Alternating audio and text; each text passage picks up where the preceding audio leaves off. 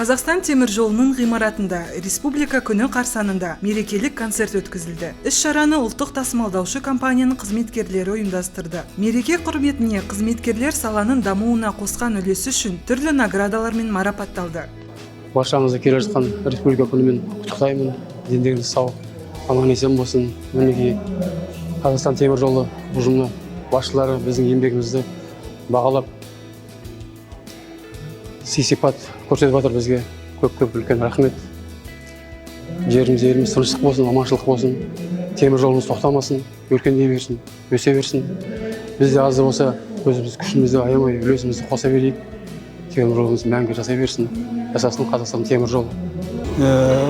Осы салада мен темір жолға рахметімді айтамын. Менің мынау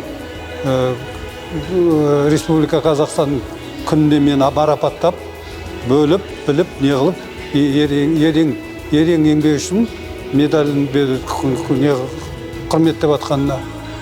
Биыл компанияның 1000-нан астам қызметкерлері арасында 17 адам мемлекеттік наградалармен, соның ішінде құрмет, 3-ші дәрежелі еңбек даңқы ордендерімен, ерен еңбегі үшін шапағат медальдарымен марапатталды.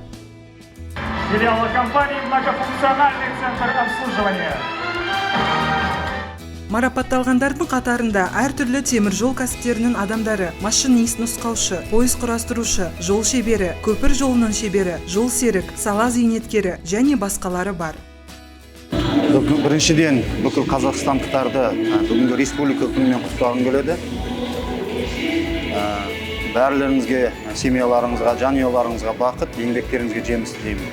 Мен өзім Екібастұз жол дистанциясынан 27 жылдан аса көпір шебері болып істеймін. Бүгін міне еңбегімді бағалап, ерен еңбегім сыйын жасап жатыр.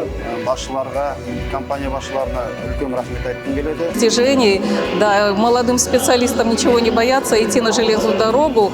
Главное, чтобы была цель. Сонымен қатар темір жолшыларға салтанатты түрде адал еңбек үшін белгілері, Самұрық-қазына акционерлік қоғамының компания басшылығының құрмет грамоталары мен алғыс хаттары табысталды. Сондай-ақ биыл Қазақстан темір жол ұлттық компаниясының дамуына қосқан ерекше үлесі үшін және ерлігі үшін төс белгілері қызметкерлерге алғаш рет табысталды.